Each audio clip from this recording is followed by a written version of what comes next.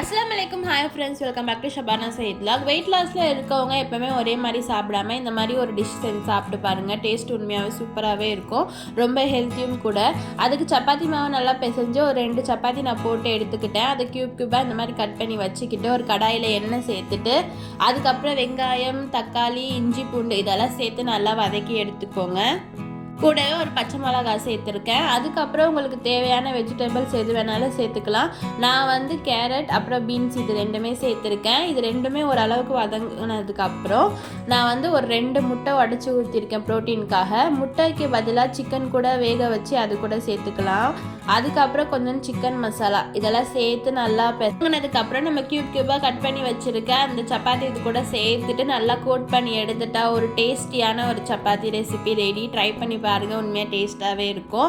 இதை வந்து இன்னொரு ஆப்ஷன் என்ன பண்ணலாம்னா, நம்ம சப்பாத்தி கட் பண்ணாமல் இந்த ஸ்டஃபிங்கை உள்ளே வச்சு ஒரு ரோல் மாதிரி கூட எடுத்துக்கலாம். இது மாதிரி மோர் வெயிட் லாஸ் ரெசிபிக்கு நம்ம சேனலை ஃபாலோ பண்ணி